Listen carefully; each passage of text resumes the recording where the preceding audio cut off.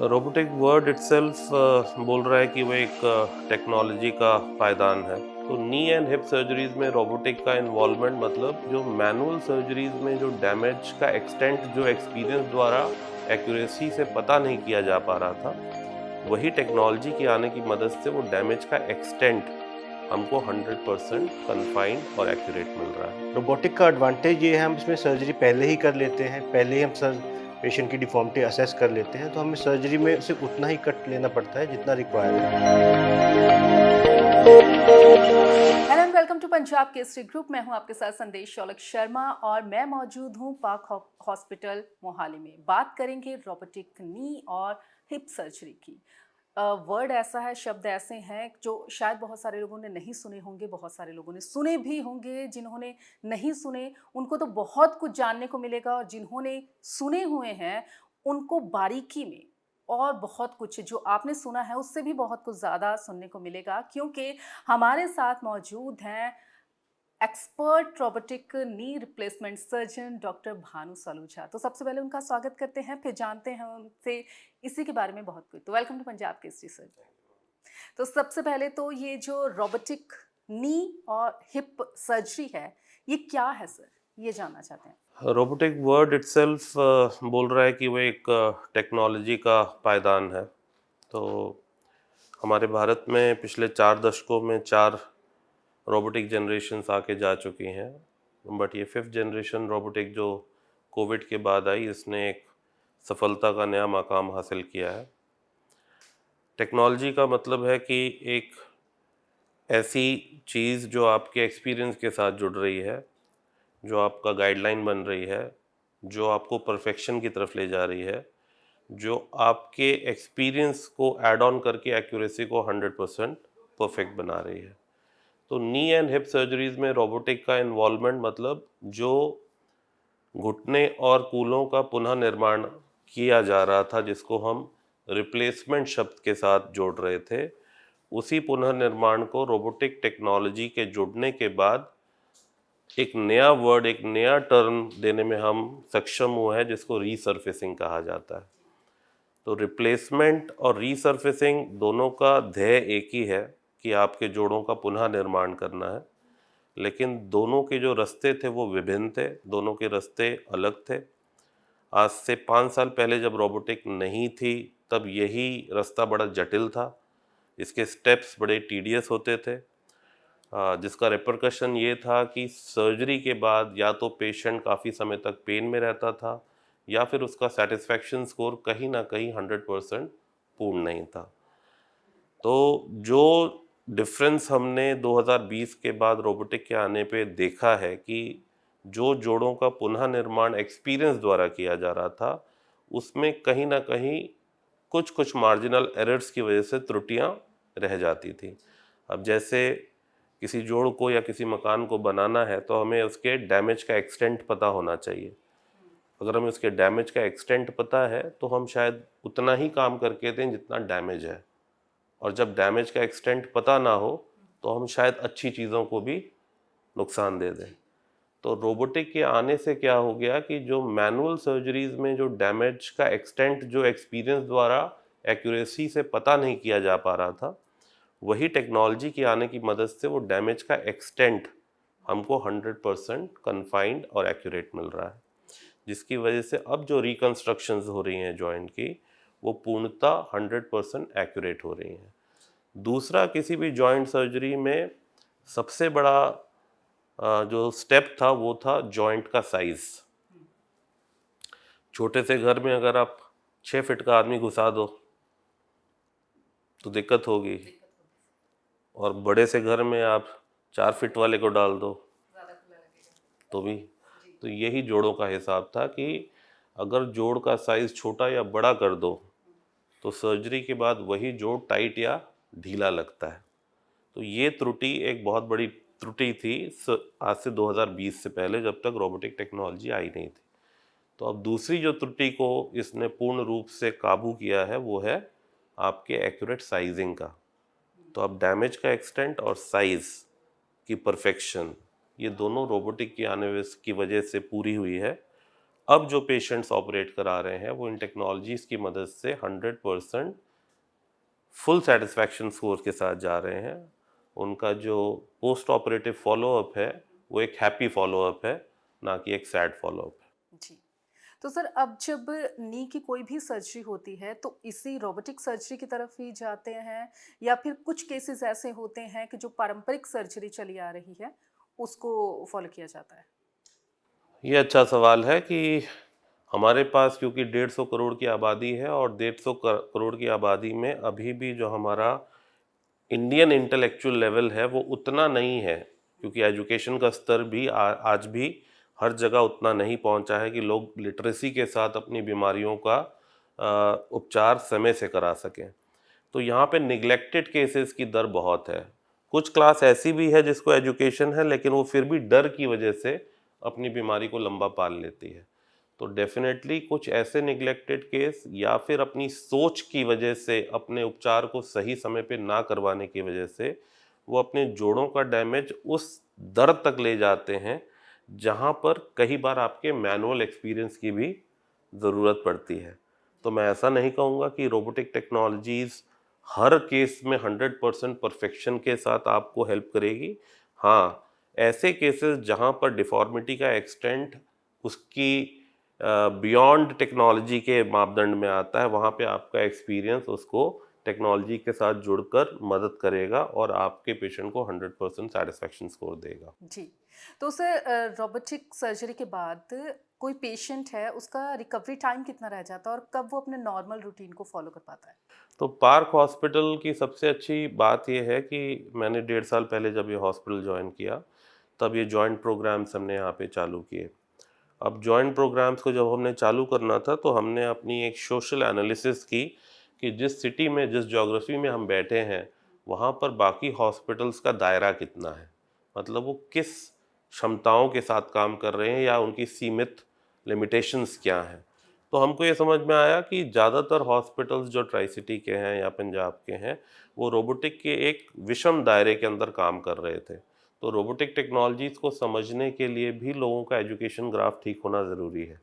अब robotic technology हमारे पास जब हमने एनालाइज की कि हर वर्ग के लिए सेम टेक्नोलॉजी हम यूज़ नहीं कर सकते। हमारे पास 25 साल से लेकर 95 साल का वर्ग आता है, young arthritis to moderate arthritis to old arthritis, मतलब ये तीनों वर्ग के पेशेंट हमारे पास घुटनों के, कूलों के दर्द के साथ आते हैं। साइंस ये बोलती है कि 4-5 कारण है जो आपके जोड़ों को ख़राब करती है। एक है उम्र, मतलब ओल्ड आर्थराइटिस। एक है ट्रॉमा, इन्फेक्शन और हेरिडिटरी, मतलब यंग आर्थराइटिस। ट्रॉमा की कोई एज नहीं है, 20 साल की उम्र में भी एक्सीडेंट हो सकता है। इन्फेक्शन की कोई एज नहीं है और जेनेटिक प्रॉब्लम तो वैसे ही पैदाइशी प्रॉब्लम है।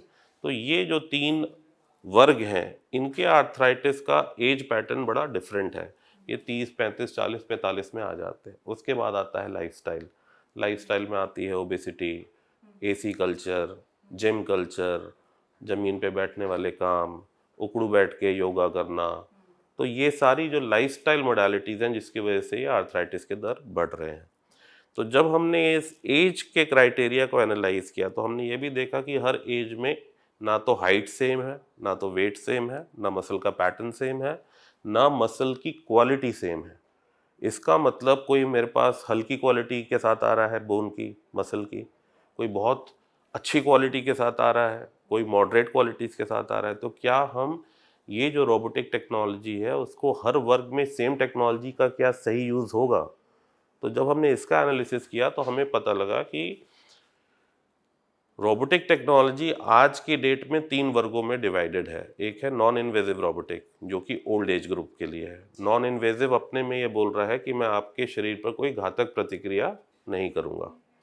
उसके बाद आता है सेमी इन्वेजिव टेक्नोलॉजी, ऐसी टेक्नोलॉजी जो मध्यम वर्ग के लिए है, 55 से 75 साल की उम्र, जहाँ पे बोन क्वालिटी ना अच्छी है ना ख़राब है, वहाँ पे मैं माइल्ड टू मॉडरेट घातक प्रतिक्रिया कर सकता हूँ। फिर आता है इन्वेजिव टेक्नोलॉजी जहाँ पर आपकी बोन क्वालिटी काफ़ी अच्छी है, यंग ग्रुप 25 से 55 साल वाला। तो जब हमने इसको इस क्राइटेरिया पे विभाजित किया तो हमने रोबो 3D, रोबो आई और robo arm, non invasive, semi invasive, fully invasive, 3 platforms को हम पार्क में लेकर आए। इसमें कॉस्ट काफ़ी मैटर करी क्योंकि इन्वेस्टमेंट बहुत ह्यूज थी। तकरीबन 7-8 करोड़ की इन्वेस्टमेंट की गई ताकि हर वर्ग के पेशेंट्स को सही टेक्नोलॉजी का पायदान मिले। तो रोबो 3D एक सीटी स्कैन बेस्ड रोबोटिक है। अब जब हम रोबो 3D बोलते हैं, 3D का मतलब ही यही है, 3 डायमेंशनल, मतलब जो सीटी स्कैन के बेस पे होगा। अब मैं इसको रोबो 3D बोलता हूँ, लेकिन कई लोग इसको अलग अलग नाम से मार्केट में प्रचार करते हैं। उसी तरीके से एक आई रोबोटिक है कि हम एक चश्मा पहनते हैं और चश्मे के द्वारा ही आपकी पूरी चलचित्र को, मतलब घुटने के चलचित्र को लाइव हम अपने चश्मे के आगे देख सकते हैं और उसका डिमॉन्स्ट्रेशन हमारी आई के सामने वर्चुअल रियलिटी के फॉर्म में होता है कि आपके जॉइंट्स का डैमेज का एक्सटेंट क्या है, कहाँ तक आपको जाना है, क्या उसका साइज़ है।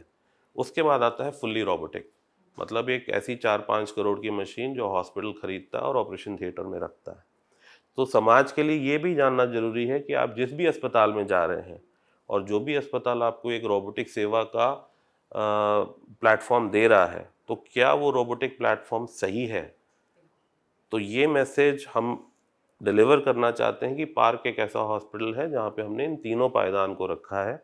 आपके पूरे समीकरण को age, muscle quality, build quality सबके माध्यम से पहले एनालाइज किया जाता है। एनालिसिस के बाद ये डिमार्केट किया जाता है कि आप में कौन सी टेक्नोलॉजी सूट करेगी जो पोस्ट ऑपरेटिव आपका सेटिस्फैक्शन स्कोर 100% ले जाए। जी बिल्कुल। तो सर रिकवरी टाइम कितना है? तो अगर मैं इसको मतलब अगर आपको मैं 5-10 पॉइंट्स में डिमार्केट करूं, तो पुराना वर्सेस नया, मतलब मैनुअल वर्सेस रोबोटिक। तो हमारे यहाँ कैसा है कि इनको 10 पार्ट्स में हम अपने पेशेंट्स को एक्सप्लेन करते हैं। तो सबसे पहला जो पेशेंट के मन में, दिमाग में डर होता है कि डॉक्टर साहब चीरा कितना बड़ा लगेगा। तो पुरानी टेक्नोलॉजी में तकरीबन 10 से 15 इंच का होता था। अब नई टेक्नोलॉजीज़ में हमने इसको घटा के 6 इंच का किया है। स्मॉलर इंसिजन मतलब faster healing, less blood loss, less pen.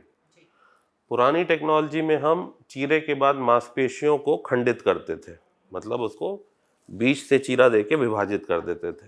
इसका मतलब वो मसल सैक्रिफाइसिंग सर्जरी थी। मसल सैक्रिफाइस होने की वजह से पावर लॉस था। पावर को दोबारा बनाने के लिए 3 से 6 महीने की थेरेपी थी।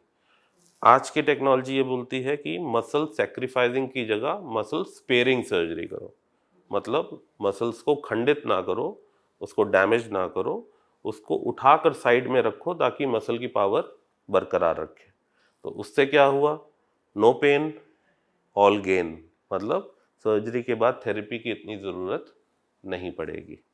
उसके बाद आया जॉइंट। जॉइंट पुरानी टेक्नोलॉजी में सरफेस डैमेज का एनालिसिस नहीं था, तो आंखें देखकर बता नहीं पाती थी कि जॉइंट कितना डैमेज है। तो सर्जन के पास ऑप्शन नहीं था, तो सर्जन को अपनी वेरियस इंस्ट्रूमेंटेशन टूल्स को यूज़ करना पड़ता था। Rod drilling, bone cutting, screw, पेच सब लगाकर उसको एक जॉइंट का पुनः निर्माण करना पड़ता था। क्योंकि डैमेज हड्डी के साथ ही कट के निकलता था, इसलिए बोलते थे रिप्लेस। तो वर्ड पड़ गया, जॉइंट को ही रिप्लेस कर दो। अब क्या हो गया कि आपका सरफेस डैमेज एनालिसिस हो पा रहा है, आपको ये पता है कि आपके डैमेज की दर कहाँ तक है। तो अगर मुझे दांत पे अगर कोई स्टेन हो और आपको पता हो कि स्टेन 2 मिलीमीटर का है, 3 मिलीमीटर का है, तो आपको क्या दांत घिसने की ज़रूरत नहीं पड़ेगी, आप 2 मिलीमीटर का ही स्टेनर लेके उसको सिर्फ ब्रश कर दोगे, तो आपका अच्छा दांत बचेगा। तो वैसे ही हम अब सरफेस की सिर्फ घिसाई कर देते हैं, ग्राइंडिंग कर देते हैं, इसलिए नाम पड़ गया रीसर्फेसिंग। खराब सरफेस को ही टच करो, बोन को मत काटो, ड्रिलिंग मत करो, स्क्रू पेच मत लगाओ, ये सब आगे चल के पेनफुल हो जाएगा। तो सिर्फ खराब हिस्से की रगड़ाई हो जाती। उसके बाद क्या आया, जॉइंट का खराब सरफेस काट के निकाला या रगड़ के निकाला, अब आ गया साइज। तो पुरानी टेक्नोलॉजी में जो मैंने अभी आपसे डिस्कस किया कि साइजिंग सर्जन करता था, तो बड़ा कर दिया तो ढीला रह जाएगा, छोटा कर दिया तो टाइट हो जाएगा।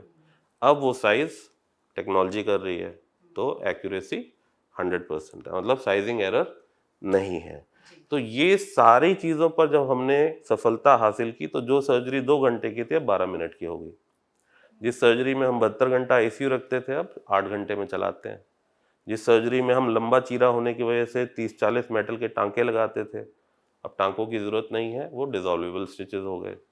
जिस सर्जरी में हम मसल्स के कटने की वजह से, बोन्स को काटने की वजह से, दर्द की वजह से वॉकर का सहारा देते थे, पेशेंट 1-1.5 महीना वॉकर से चलता था, अब जबकि ये सब नहीं है तो पेशेंट अगले दिन से ही बिना वॉकर, बिना छड़ी चल पा रहा है। जिस सर्जरी में हम सीढ़ियाँ नहीं चढ़ाते थे, अब हम दूसरे दिन सीढ़ी चढ़ा रहे हैं। जिस सर्जरी में हम चौकड़ी मना करते थे, अब 15 दिन में चौकड़ी मार रहा है। जिस सर्जरी में हम लंबा चलना, रनिंग मना करते थे, पेशेंट दौड़ रहे हैं। तो कहने का मतलब है कि एक 360 डिग्री रिवॉल्यूशन आया है जॉइंट सर्जरीज में। लेकिन रोबोटिक टेक्नोलॉजी का होने का मतलब ये नहीं है कि जो भी अस्पताल रोबोटिक टेक्नोलॉजी इसके साथ सर्जरी कर रहा है वहाँ आपको 100% रिजल्ट मिलने ही वाला है, क्योंकि सर्जरी रोबोट नहीं करता। रोबोट से सर्जरी करवाने वाला सर्जन है। अगर सर्जन को रोबोट की जानकारी नहीं है, उसके डेटा एनालिसिस की जानकारी नहीं है, उसको समझ में नहीं आता कि जो चलचित्र दिखा रहा है उसका समीकरण क्या है, तो वो रोबोट से गलत भी करवा सकता है। इसलिए पेशेंट्स के लिए, व्यूअर्स के लिए भी मैसेज है कि वो सिर्फ फोटो देखकर कि बड़े बड़े रोबोट्स की कि यहाँ रोबोटिक सर्जरी उपलब्ध है, ना जाएं, क्योंकि सर्जरी की सफलता सिर्फ 3 W's पर निर्भर करेगी। पहला, वेयर, कहाँ कराया है। दूसरा, व्हेन, क्या ये सही समय था। तीसरा, होम, किससे कराया है।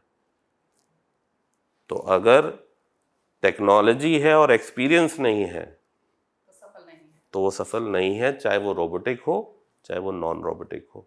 तो ये मैसेज क्लियर कट व्यूअर्स तक जाना चाहिए कि सर्जन का एक्सपीरियंस होना बहुत ज़रूरी है, वही किसी भी रोबोटिक सर्जरी को सफल बनाएगा, ना कि रोबोट का सर्जरी में उपलब्ध होना। जी, ये बात बिल्कुल क्लियर हो गई है, नो डाउट अब। तो सर, जब भी कोई पेशेंट आता है नी रिप्लेसमेंट के लिए, तो उसके लिए पहले उसको साइकोलॉजिकली आपको प्रिपेयर करने की ज़रूरत पड़ती है, क्योंकि एक डर तो होता है इसको लेके। देखिए, इसमें 2 चीज़ों ने काम किया है। पहला, डिजिटलाइजेशन, डिजिटल वर्ल्ड। आजकल सबसे पहले पेशेंट जो है अपनी सारी समस्याओं का निदान डिफरेंट सोशल चैनल्स पे ढूंढता है, चाहे यूट्यूब है, फेसबुक है, इंस्टा है, ट्विटर है। तो जितने भी ये लुभावने प्लेटफॉर्म्स हैं, कोई भी प्लेटफॉर्म अपने आप को गंदा नहीं बता रहा है, सब बोलते हैं सर्जरी बड़ी सिंपल है, तो आधा तो वो वहीं उनको टैकल कर दे रहे हैं। लेकिन जब वो डॉक्टर के पास आता है तो ये फर्स्ट जो डॉक्टर पेशेंट इंटरेक्शन का जो फर्स्ट साइकिल होता है वो बहुत इंपॉर्टेंट है। अगर फर्स्ट फेज ऑफ इंटरेक्शन में डॉक्टर अपने पेशेंट के साथ उस कोऑर्डिनेशन को, उस एम्पैथी को, उस सिंपैथी को नहीं जीत पाता तो वो पेशेंट हमेशा ट्रॉमेटाइज्ड रहेगा। तो आपका जो फर्स्ट इंटरेक्शन होता है doctor counselling, patient counselling, that should be elaborate, where everything should be told to the patient, चाहे वो अच्छी है चाहे वो बुरी है, बिना डरे अपने पेशेंट को सब बताओ। ये बिना सोचे कि ये पेशेंट सुन के भाग ना जाए, उसको सब बताओ। जैसे कहा जाता है ना कि डॉक्टर से कुछ ना छिपाओ, हाँ, वैसे ही पेशेंट से कुछ मत सोचाओ कि क्या करने वाले हो। उसके बाद जो सबसे बड़ी डिफेंस लाइन है वो हमारी काउंसलिंग टीम है। तो हमारे एक फर्स्ट, सेकंड, थर्ड लेवल के काउंसलर्स हैं जो उनको पीरियोडिक उनके साथ बातें करते हैं, उनको उन पेशेंट से बात कराते हैं जो ये सर्जरी करवा चुके हैं, जो एक अच्छी लाइफस्टाइल में वापस आ चुके हैं, जो वो चेंज समझ पा रहे हैं कि मैं सर्जरी से पहले कैसी थी और अब कैसी हूँ।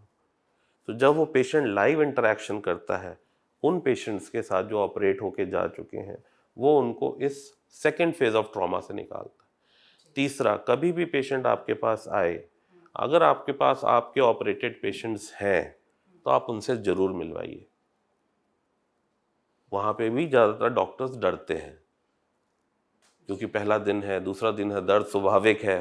अगर किसी पेशेंट ने गलती से बोल दिया नहीं नहीं आज तो बड़ा दर्द है, तो उसका भी एक सीक्वेंस है कि अपने पेशेंट को पहले ही बताओ कि जिनसे आप मिलने वाले हो उनका पहला या दूसरा ही दिन है, मामूली से मीडियोकर दर्द होना स्वाभाविक है, हो सकता है आपको वो बोले ऐसा, तो उससे घबराना नहीं। ओवरऑल एक्सपीरियंस कैसा है, चलने में कोई दिक्कत आई कि नहीं, चल पाए कि नहीं, टांके तो नहीं लगे, नलियां तो नहीं पड़ी, आईसीयू में तो नहीं रखा, फैमिली एटमॉस्फेयर दिया कि नहीं। तो जब ये थर्ड लाइन पे वो पेशेंट काउंसिल होता है तो वो पेशेंट को आप पूर्ण रूप से जीत लेते हो और वो मेंटली प्रिपेयर्ड अपने आप हो जाता है कि मुझे भी अपनी इस बीमारी से बाहर आना है। डॉक्टर, ये तो बहुत ही अच्छे तरीके से आपने बहुत सारी चीज़ें समझाई हैं जिनको हम इग्नोर करते हैं। हमारे खुद के ही ये ऐसे जहन में सवाल नहीं उठते कि डॉक्टर से जाके ये चीज़ें पूछनी भी है। ये बहुत अच्छे पॉइंट हैं। लेकिन अब अगर मैं पेशेंट की दोबारा से बात करूँ ना, तो बहुत सारे पेशेंट्स होते हैं जिनको नीज़ की प्रॉब्लम होती है। डॉक्टर सुजेस्ट भी कर चुके होते हैं कि रिप्लेसमेंट है, लेकिन वो टालते रहते हैं उस चीज़ को। तो उनको कैसे समझाएं? वही मैंने बताया कि आप पारदर्शिता रखिए। पारदर्शिता का मतलब होता है never force the patient for a surgery. A force surgery is always a failed surgery. You are not God, you will never say कि यस 100%। मैं हमेशा बोलता हूँ कि आप 99.9% अच्छी होंगी, 0.1% हमारी किस्मत है। मैंने अपनी लाइफ में 25 साल में 30,000 ऑपरेशन किए हैं। मैं ये नहीं कह सकता कि मेरे 30,000 के 30,000 अच्छे हैं।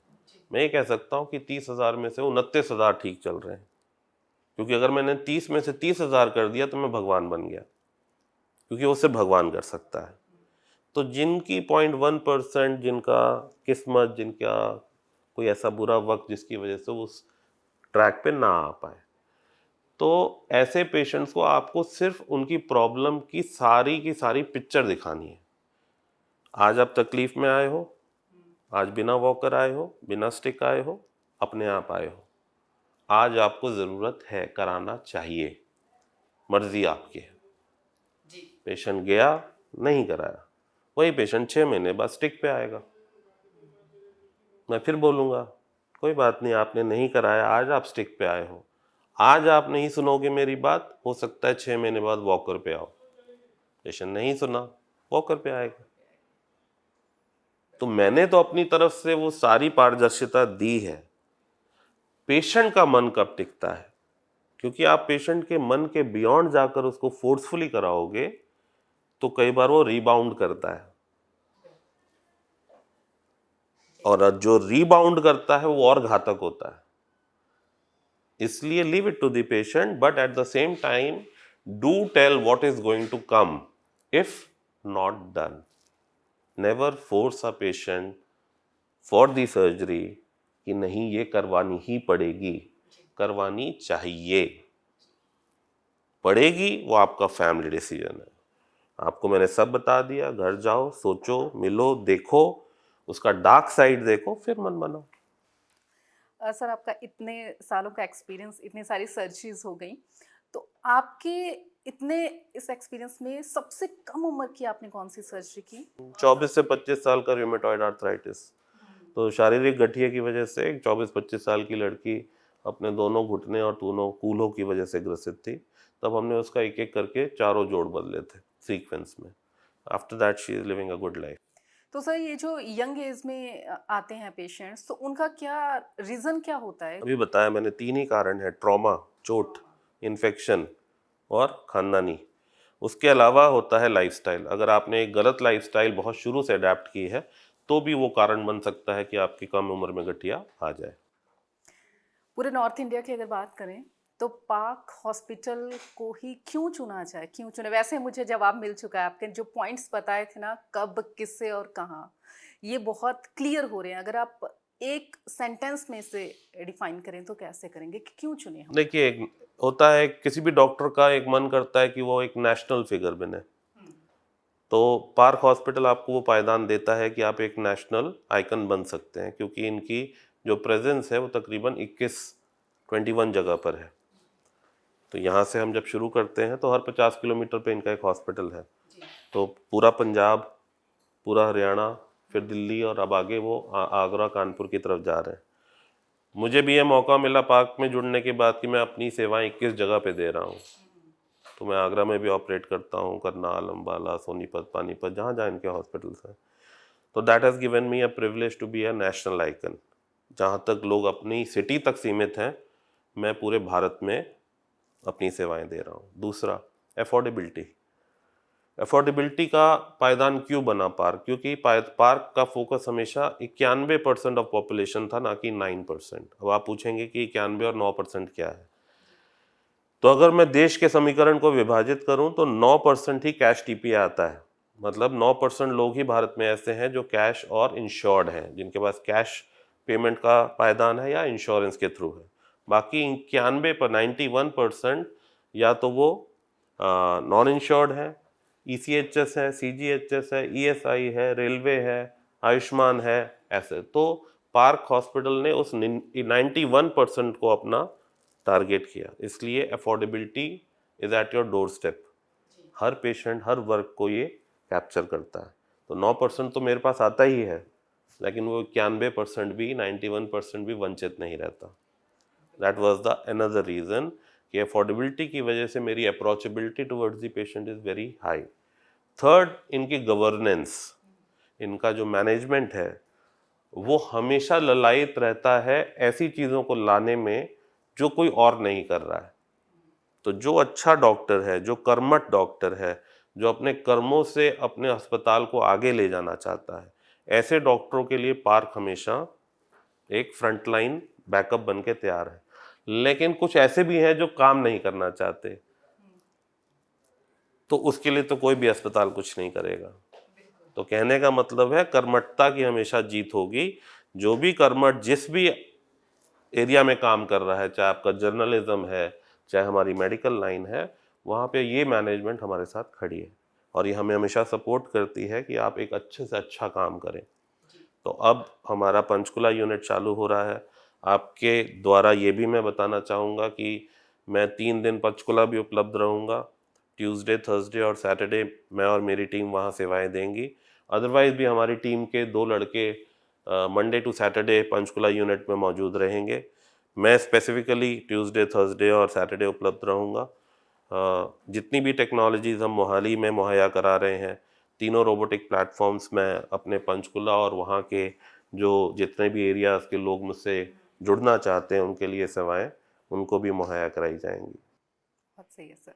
तो thank you so much sir, बहुत अच्छी, आपने बहुत अच्छे तरीके से हमें इंफॉर्मेशन दी है। Thank you so much sir. Thank you ma'am. तो अभी डॉक्टर भानु सलूजा हमें रोबोटिक नी रिप्लेसमेंट के बारे में बहुत कुछ बता के गए हैं। उन्होंने अपनी टीम का भी जिक्र किया था कि मेरी टीम, वो हर बात में अपनी टीम के बारे में बात कर रहे थे, तो सोचा कि उनकी टीम से भी बात कर लेते हैं। तो भानु सर की टीम से हमारे साथ मौजूद हैं डॉक्टर अनिल सर और डॉक्टर अमनदीप गर्ग। तो आप सबका स्वागत है आप दोनों का पंजाब केसरी ग्रुप में। तो वैसे तो सर, भानु सर ने बहुत डीपली इन्फॉर्मेशन दी है, लेकिन कुछ पॉइंट्स ऐसे हैं जो हम आपसे भी जानना चाहते हैं। जैसे ये जो रोबोटिक टेक्निक है, इससे सर्जरी की सटीकता और जो पेशेंट के रिजल्ट्स हैं, ये उसे कैसे बेटर बनाती है? कन्वेंशनल सर्जरी में यूजली हमें जो भी करना होता है हम सर्जरी के दौरान ही करते हैं। साइजिंग हो गया उसका, और जिसमें हमें जान की हड्डी में रॉड डाल के पेशेंट की साइज़ लेना पड़ता है, कैप का साइज़ लेना पड़ता है। और उसमें जो हमारे फिक्स कट्स होते हैं कि हमें 9 mm ही काटना है, तो हर पेशेंट में हम 9 mm ही काटते हैं। रोबोटिक का एडवांटेज ये है, हम इसमें सर्जरी पहले ही कर लेते हैं, पहले ही हम पेशेंट की डिफॉर्मिटी असेस कर लेते हैं, तो हमें सर्जरी में सिर्फ उतना ही कट लेना पड़ता है जितना रिक्वायर है। तो हर पेशेंट इंडिविजुअलाइज्ड ट्रीटमेंट होता है। हर पेशेंट की जो नी है वो एक जनरलाइज नी की तरह उसको नहीं ट्रीट किया जाता। हर पेशेंट को एक इंडिविजुअल की तरह ट्रीट किया जाता है।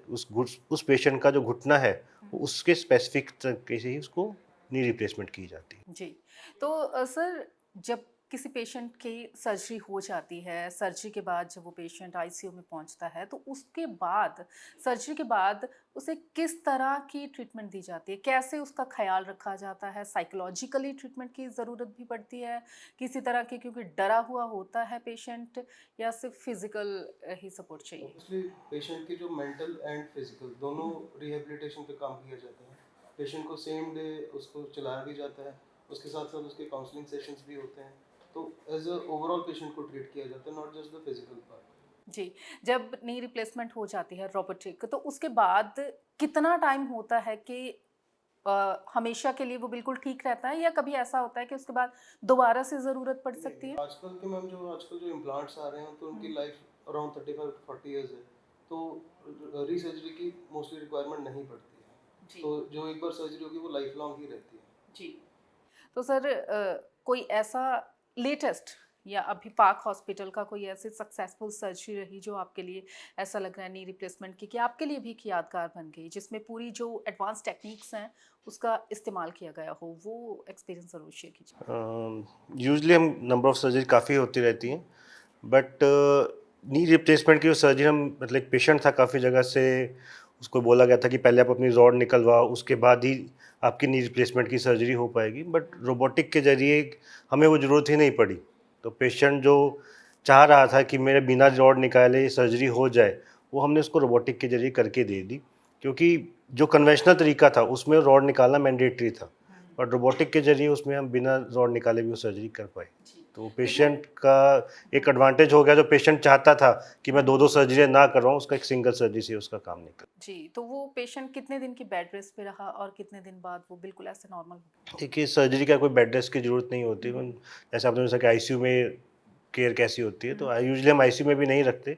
हम 4 से 5 घंटे बस पेशेंट को ऑब्जर्वेशन के लिए रखते हैं, उसके बाद वो पेशेंट को अपने रूम में शिफ्ट कर देते हैं। तो पेशेंट चलना अपने आप ही 4 से 6 घंटे बाद शुरू हो जाता है, और उसके बाद वॉकर के साथ चलता है, फिर आहिस्ता-आहिस्ता स्टिक पे आता है। तो यूजुअली 3 से 4 हफ्ते में पेशेंट इंडिपेंडेंटली इतना कंफर्टेबल हो जाता है कि वो सैर वगैरह कर सकता है।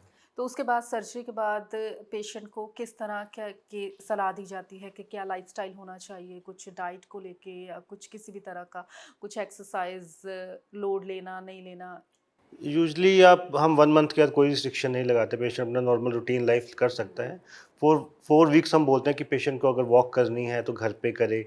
स्टेयर्स हम पेशेंट को चढ़ा देते हैं, बट हम कहते हैं कि अभी ज़्यादा उसके ऊपर फोकस ना करें, कि एक आधी बार दिन में चढ़ सकते हैं।